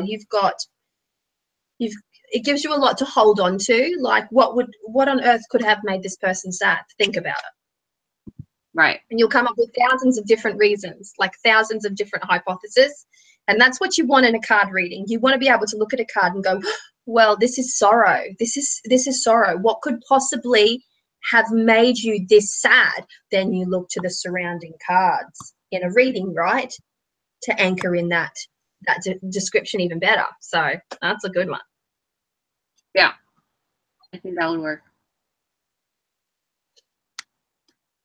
Yeah. Okay, do we want to move to the next one and then sketch, or do we want to sketch and then move? How are we doing it? Well, we don't need to sketch that one if you know where it's going. Yeah, I have it, like, you have it in your head, because I've got it in my head. It's all about wrinkles and like, you know, crying and like the facial, nose, maybe a lost tooth. Nose. Right. I don't know, like give him some character. Make the poor bugger look a bit like hard done by, right. You know? Mm-hmm. Yeah. Like really that leathery skin, you know? Yeah, you got it. All right, well, we've got about 20 minutes. So hopefully, for fuck's sake, let's hope that we I think I need the card, guys. The 5 of Cups, I'm telling you. I struggled with this one because I was working on my deck, and I'm telling you, the 5 of Cups, pain in the ass. It's hard because we look at that loss through various different lenses, through various different filters. We can sympathize with the feeling of loss, with the feeling of regret, and with the feeling of sorrow. However, you know, the scene that emotion is attached to will differ from person to person, right? So it's very difficult to come up with one conclusive depiction of this particular emotion, in the same way that it was really difficult to come up with the 9 of Swords, like anxiety, fear, what triggers us, you know, that thing is very different from person to person. So it's really difficult trying to depict an emotion. You can depict a scene, but and you can try to do that, but when you're trying to really capture the emotion, the raw emotion, devoid of, you know, complicated scenery, that becomes a little bit harder. So right. with the 5 of, do you see, are you seeing this as a, like, looking at this person straight on, like he's looking at you very sad, holding his, almost like he's communicating to you? Yeah, I think so. Is there a relation, you know what I mean? Like, if I look this way, I'm not engaging you. Mm. So is he engaging us or is he not engaging us? Well, two options here. I do want him bang on, right? Sort of like holding that hat and either looking up at you or just looking up at the sky going, you know, like for heaven's sake. Mm-hmm. I think if you had him looking directly at you, you would have to create a different, you know, eye, like stare. You could have him like this holding a thing and just like looking at you like very sad. You could have that. Yeah. You can. Yeah. Because you could have the hands holding, like, you could have it here. If he's this way, looking that way, it's just a different connection. Like, how much do you want your viewer to engage, to be part of the sorrow? I want them to be the sorrow. I want them to feel it. I want you to feel it. I want you all to feel really fucking sad when you see it. I want tears, and I want Instagram of the tears, and I want hashtag feeling the tears, 5 cups, Bonestone, flesh Sarah. That's what I want. Too much? Right. You're mean. No, I think there has to be that connection. You have to be able to look at it and feel that connection. I think with every card we've managed to do that, to look directly at it and feel it from, you know, in a regard. So I don't know. My issue is I'm not sure if it conveys. Well, do you want him holding cups in his hand? No. No. I'm thinking, because then it's too much like, please, sir, can I have some more? You know, that's a little bit too much of that. But what am I going to have? Like, is it just going to be his face? Is it going to be his upper body? Is it going to be him standing? Like, how would you do this? Well, I would probably do it like, so I would do, to see all the expression, you'd have to have like a, like this was the card. You'd have to have him kind of like this, like crying. You know, you'd have to hold his hands like this. So you know, it would have to be kind of like this. Like, you'd have to have it. Yeah. Straight on. Fairly big. He'd be big. Yeah. Yeah. I think he just needs to have tears. I think that's the water element that we're going to put in here is tears. You can have tears. But you could have in the background, I mean, you can have something in the background. If you had the horizon line, you can have cups in the background if you want to have like the cups behind him. Like he's crying. I don't think it's essential to put the five cups in there. Not for this. Not if we get the image, you know, just right. Mm-hmm. Yeah. The hat, holding the hat, tears, sad. Holding the hat, tears. Holding hat, tears, sad. Yeah. Okay.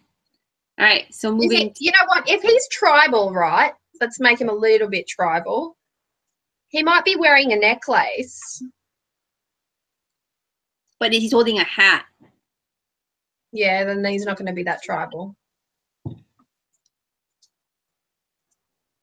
Yeah. Yeah, I like this one. I like this one. You can have little haystacks in the background. No, that's too pastoral. I don't know about the background. I think just for extra focus on him, setting sun, extra focus on him. End of the day. Leave it to the artist to make it sad. Everything's gonna ride on my capacity of making him sad. Just make him really sad. Okay.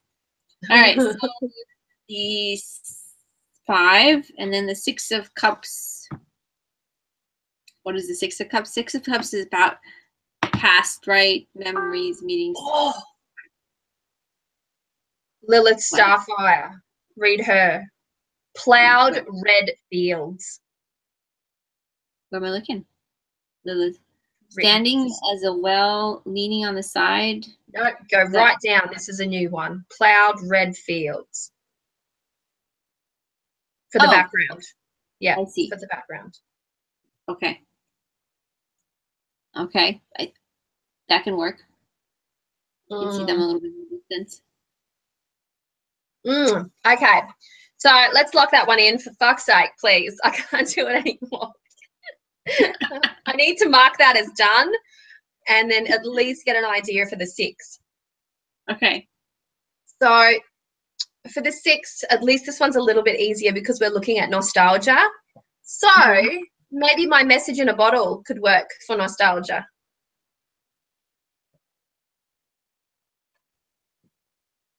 Yep.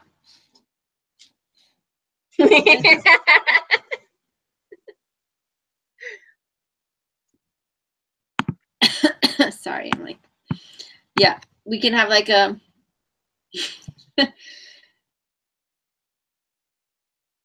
just make it fit.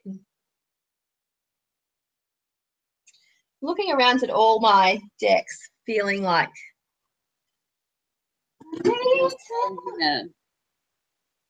what's a really, really good tarot deck for depicting emotion? Not the Fountain Tarot. Really, really good one. I just don't like the, let me just say, I don't like the traditional little kids sitting there with a bouquet together. Don't like that. No, that's right. I'm just looking. You would think with all my tarot decks I'd find one.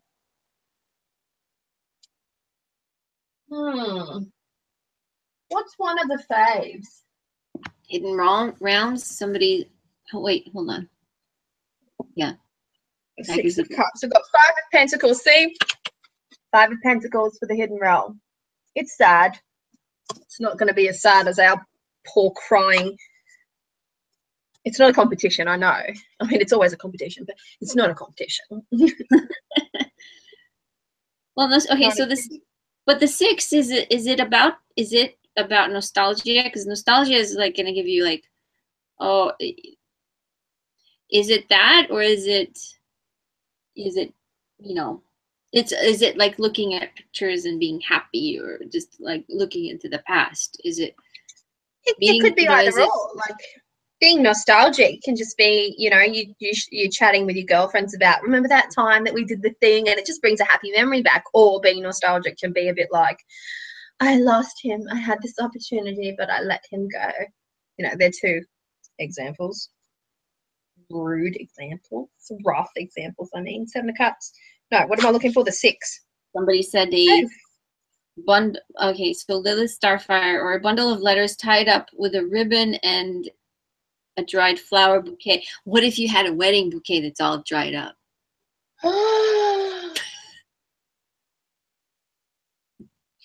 Where were you with that one? Did I say something bad? That's brilliant. Like beautiful wedding bouquet all dried up. That could have been a great 5, you know.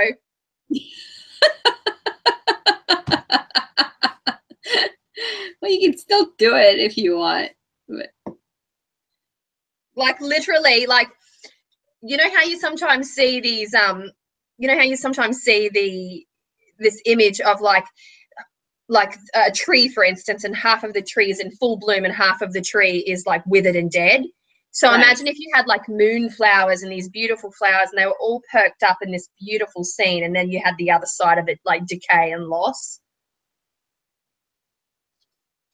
Yeah. Or you get not gonna say it. Yeah, no, you can say it. Does it have blood? Did it have blood? No. of Swords, Page of Cups. I'm just sorry. I should really separate this stuff out. No. But you just never know where these Six of Pentacles. I can find all the sixes, but do you think I can find the Six of Cups? Here we go. This is a nice Six of Cups. That's a nice one. That's pretty. I think I showed the Five of Pentacles before because that's the Five of Cups. That's the five of this one? That was the Five of Cups, yeah. Turbulent waters. What about the Six of Cups in the Druid craft? I'll see if I can find the Six of Cups in the Druid craft. I would love to trim this deck. I did trim it. I know, but you're skilled in the art of trimming, whereas I would try it and something will go wrong. Six of Cups, here we go. This is a pretty sweet little scene. Doesn't give me as much as I want it to give me, though. See, I'm thinking, when I think of the Six of Cups and nostalgia, I'm looking at the past. So for me, it's like going back to an old house that you used to live in. You know, something like that. That for me Yeah, says, but do you want it to be positive or negative? Because you could walk past your childhood house and it could be like burnt to a crisp. well, no, Is that what I'm talking about? Or like really run down with vines growing all around it. that's what I'm thinking. Vine. Yeah, that works actually. That's what I'm thinking. Vines kind of taking over something. It's like the past, but at the same, it's not in a bad way. Like it could be beautiful. It's neglected. It looks a bit neglected, or but, not necessarily neglected, but just. But I'm saying like having something being overtaken by nature, by time, is not necessarily. It can be, you know, it's nostalgic, but it's not necessarily bad. Like if you, because you're at a different state, right? You're not. Your childhood is your childhood house. It's in the mind's eye. It's always going to be beautiful and all that. So. Yeah, that's exactly right. It's all about potential, isn't it? It's about the potential. Right. That's 3. Hang on. I'm just going through all the sixes here. An abandoned toy in an overgrown garden like a tricycle. Lilith Starfire. Lilith Starfire has a lot of ideas tonight. She does.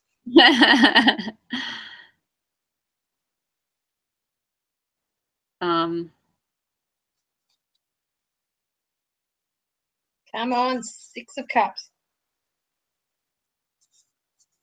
Come on, Six of Cups. Okay, so this is the Wild Unknown Six of Cups. Right. So it's quite abstract. It's a perspective thing, a shadow tree, but like colorful roots, you know? Oh. I don't mind that, the house idea. But it has to be the cottage in the woods, like the hedge witch's cottage in the woods. Like it would be like a cottage kind of thing. It wouldn't be a building. It wouldn't be a modern building for sure. No, it wouldn't be a modern building. But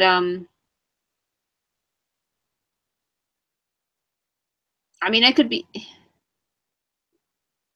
anything that is discarded like by time. So, you know, like what do we that you grow out of, you know, that kind of clothing, teddy bears.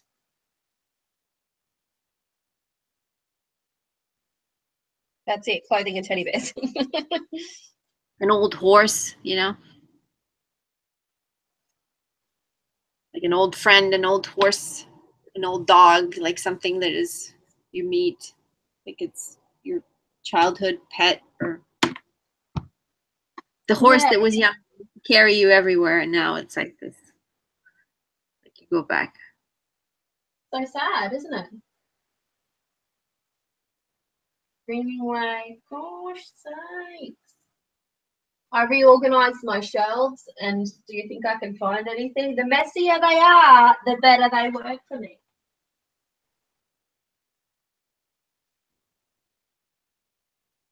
What still if you have had, my teddy. wait, what are those, what if you had, instead of two people meeting, or like you know, there's a meeting of the two people, what if you had birds, like a cardinal, or, you know, if you had like these, yeah, just if you had like, instead of humans, if you had like it could be an animal, two animals greeting each other. Elephants. Elephants. You and your elephants. I love them. They're majestic. They're majestic. They are, yes. Yes. Two elephants meeting. It could be two elephants meeting, yes. Could be like A young and an old. It could be a young and an old elephant. Right. Could do that. And they can hold skulls on their trunks. And they could be made of water.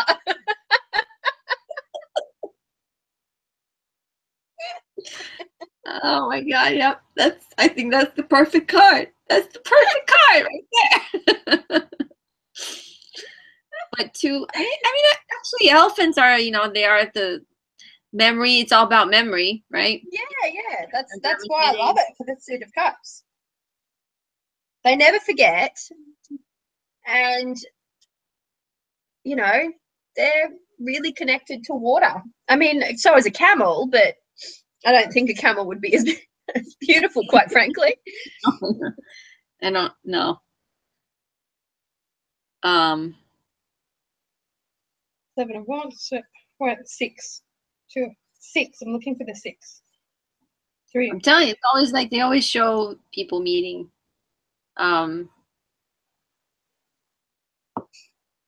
Yep. 6 of Cups for the Dame Darcy Mermaid Tarot.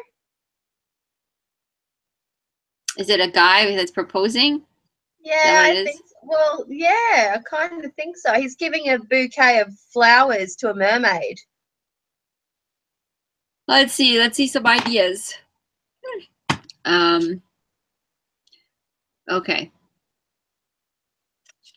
Let me go back up.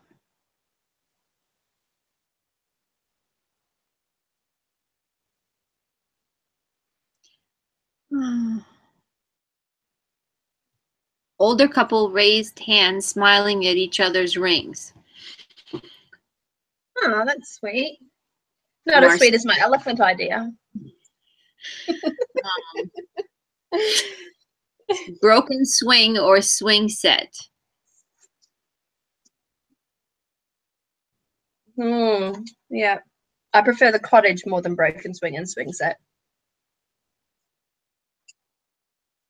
Nostalgia could still stick with the letters and flowers. Yeah. You could have a clock. You could have time, like the depiction of time, like a beautiful aged vintage kind of, you know, what do you call it? Pocket watch kind of thing. Uh-huh. And instead of numbers, you could have different little scenes. That'd be cool too, hey? Very detailed though. Yeah. Let's see. What about the toy that's a horse and a stick? A horse and a stick? Oh, like the stick horse thing. Oh, okay. Oh, look, just because this is the 5 of Cups for the bone fire. That's a nice one. Yeah. Let's see. Older couple sharing a goblet with a swirly mist rising from it with traces of memory images woven through it. Oh, that's nice.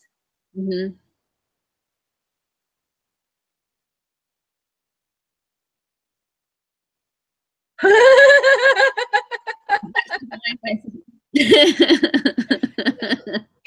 elephant step leaves a bloodied footprint if you're going down that path. Thanks, Cherie.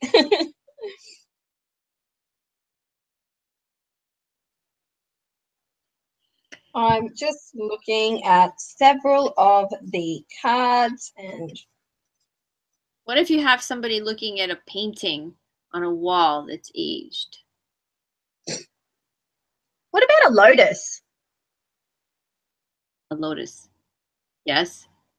Like the flower on the lake, like on the Yeah. What about something depicting a lotus? What about an elephant and a lotus? I don't know how I would make that nostalgia, but an elephant and a lotus. nostalgia. What does this mean? I don't know. I just wanted an elephant and a lotus. If you had somebody picking flowers, that would be like petals, and you know, the loves me not petals, like the. What about an elephant? Seriously. People are gonna think we're like drunk or something. They're gonna think we're like drunk.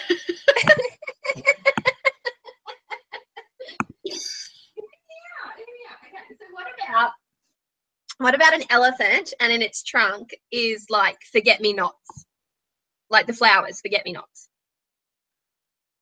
Are those the blue ones? Is it the blue ones? I think so. Let me Google it.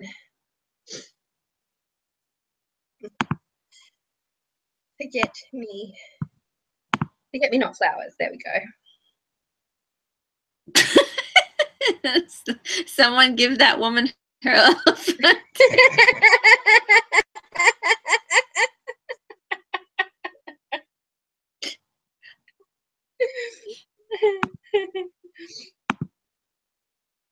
Yeah, here they are. This is it. That one. Yeah, okay, they're pretty. Yeah, they're cute.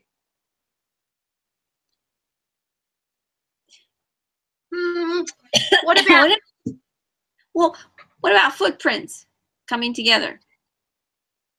That reminds me of the Bible. What? That reminds me of the Bible. The Bible? Yeah. Why? Because of that famous quote, and I guess it's a psalm because it's a Bible thing, but the walking in my footprints one, something to do with Jesus. No, I was thinking like two sets of footprints coming in, meeting in front, and having something in the middle, like at a meeting point. Oh, I see. And the thing in the middle is the thing in the middle an elephant? Is that the meaning? Okay, I give up. We'll do an elephant.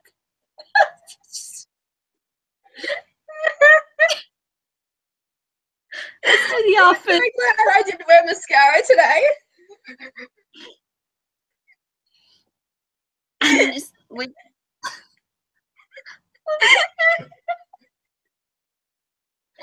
just do the elephant. Oh my gosh. Sorry, guys. We'll do the elephant with the flowers.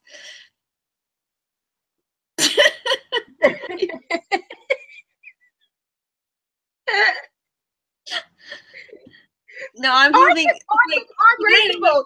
I could do a grown-up elephant and a baby elephant. I could do that.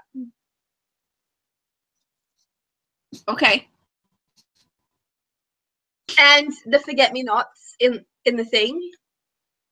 In one of them, one could have forget-me-nots in the knot of its trunk. Because is that even probable?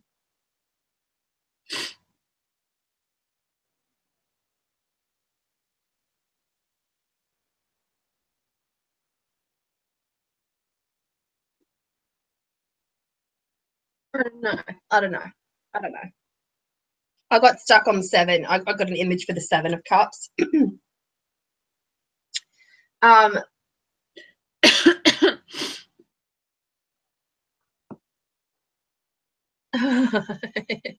can see the description now. We originally intended something entirely different, but elephants just overtook the creative process, and thus the Elephant Tarot was born.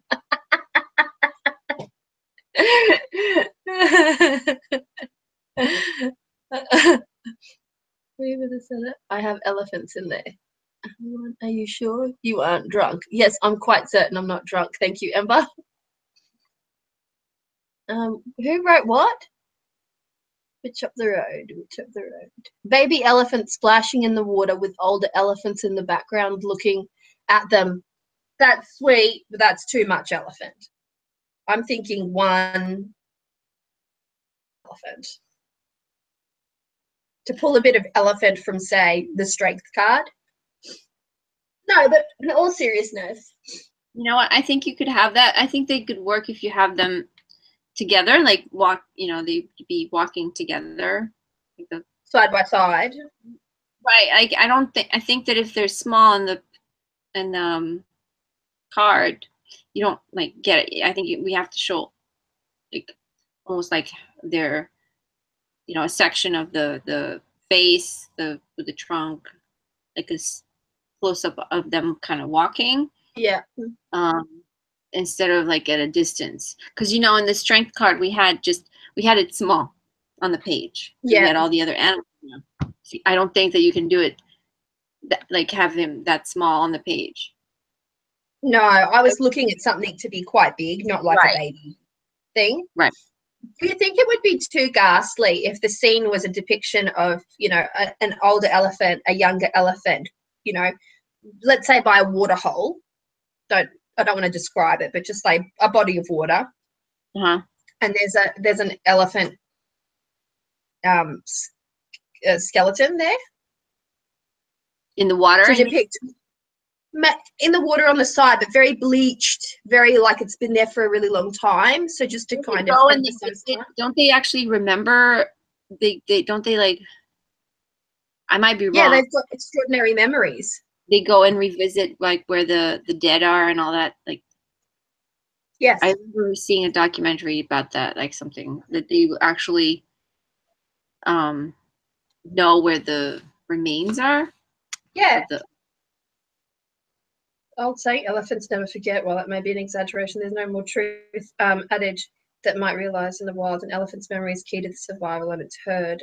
Each herd has matriarchal structure. The older female is in charge. Maybe you just need one beautiful elephant by water, because that's the memory aspect. That's the remembrance aspect. Most people will know that elephants never forget. It's like, yeah, it's an adage, isn't it? So you don't have to emphasize too much. Just a really beautiful creature. Mm-hmm. Yeah, and we do have the moon. I'm wondering. I think that if you reflect it in the water, it would look nice. Yeah, I think so. You could have a very watery scene. It could be, around a body of water, a little lake, just something in the background to depict water. Mm-hmm. And it depends. If the body of water would look good with lotus in it, then do. But if it doesn't, then don't. The lotus is the same sort of pinky as, say, the sky would be. And so it might be too much of it, I think. Well, if it's in a body of water, then the water is kind of dark. So, so I think it could work. It wouldn't be. I mean, it would still stand out because it would be against a darker background. You know what I mean? We'll just see how it looks, but special emphasis on the actual elephant, nice up close, really kind eyes, really like older eyes. Mm-hmm. There's potential. Do you want me to sketch it out? No, not necessarily. Okay. I think you've got it because both of the images are quite up close. There's not too much that you can go wrong with that. Yeah. Because the elephant will be on the side, the fella's going to be face on, right? The elephant will probably be a little sideways, so you can see the trunk. I think when you see it straight on, you can't really see the trunk that well. So I think you have to have it a little tilted to the side, just to kind of see that. Yeah, just like a little bit, like kind of like this, so you can see some perspective rather than like that and like that. I'd say a bit more. Yeah. So you can sort of see a bit of both. you know, the dimensions. So I have just one single adult elephant by body of water, and then there's a lotus flower within the body of water on the surface. Yeah.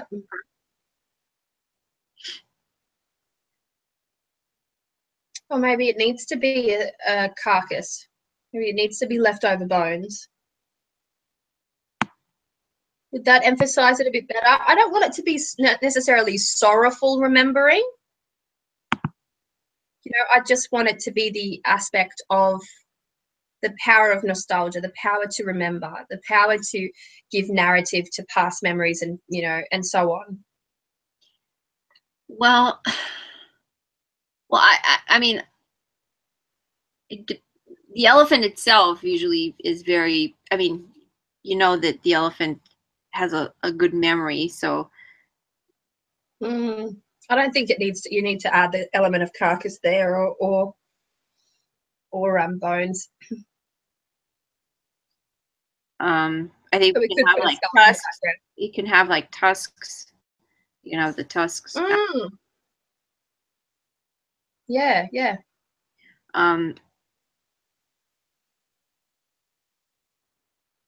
Because the thing is, like, if you have the bones, if you have him by bones, then you kind of get that mourning feel. Yeah, then it's a bit sad. You do that, because I don't think that that's what necessarily the card will, you know. It's not. I don't think he should be mourning. It's like he's remembering, but not mourning. That's it. In that case, that could be forget-me-nots. You could just have it on the edge of a little. But he could hold them in his trunk. That would be sweet. And then there could be like a water. And then I'm drawing as I'm talking to you, because that's I have to draw. That's your thing. That's your process. Yeah. Well, I'm just trying to figure out if it'll, because, and then you're gonna have this beautiful kind of sunset behind.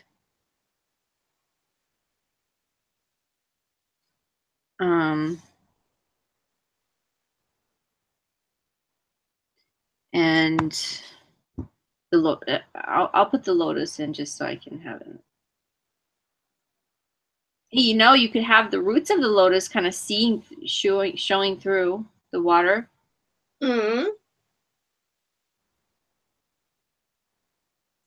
Okay, so here, this one, I'm gonna pull it out. So, hold on. So you can have the elephant holding flowers. Yeah. The flower, and then you could have the lotus in front of the water. This is water. Then you could have the flower, the lotus, and the lotus is has like these strong roots that kind of go out of anything, right? So you can kind of see through the water. Like, it's almost like if somebody was standing, you can see through the body of water. Yeah, yeah. Yeah. You know. So we could do that, and then you'd have like the sunset, this kind of the same kind of color sky as we have in the fell down 3, like going this kind of like background.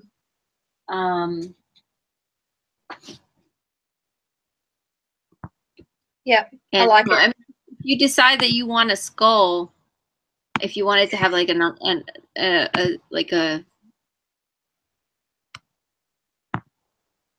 backdrop, you know, have the skull, you could do that. You could just tell me later. At it. I'm gonna save a hefty dose of skull for the suit of pentacles. Yeah, there'll be lots of bones in that one. All right, so that's it. That is it. So we have.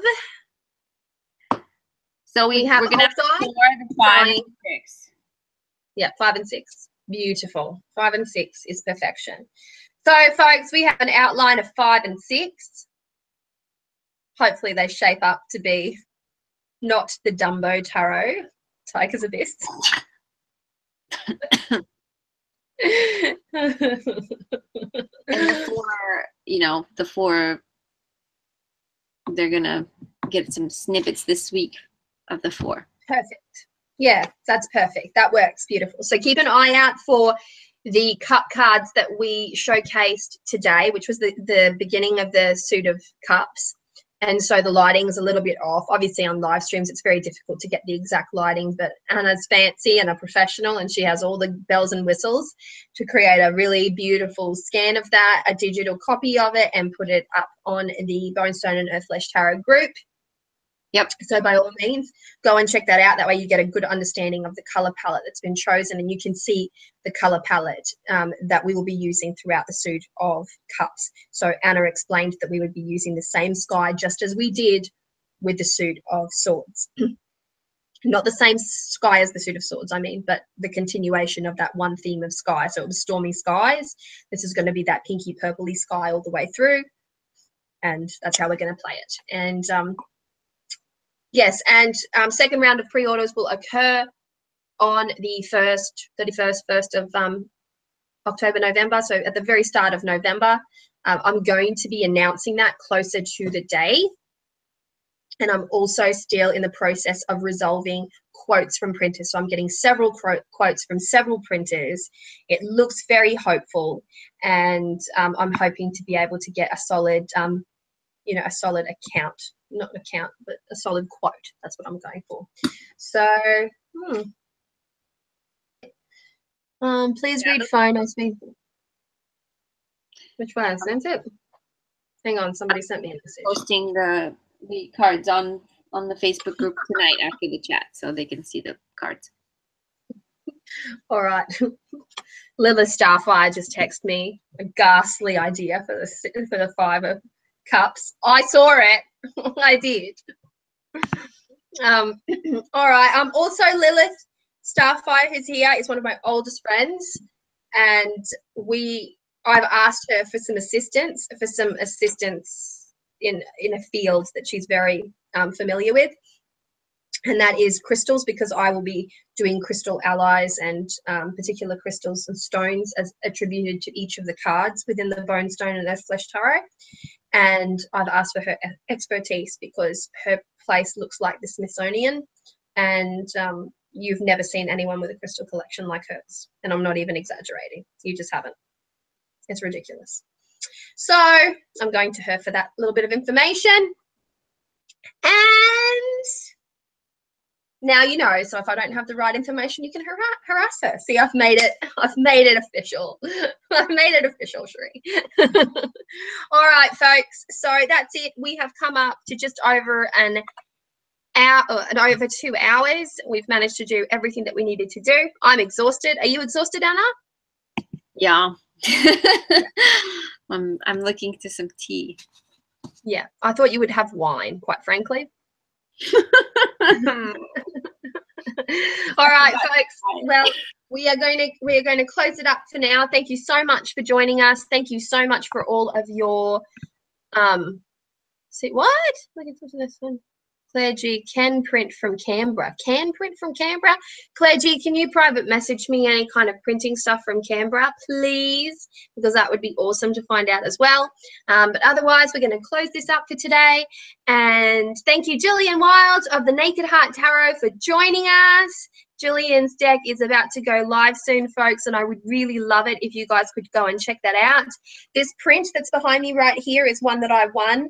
Well, that we technically won, Anna, because I think it was for the Bonestone and Earthflesh Tarot deck.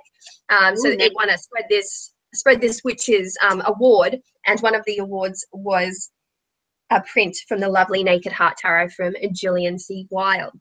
And she's a lovely woman who has assisted me with some of the printing aspects and given me some good suggestions as well.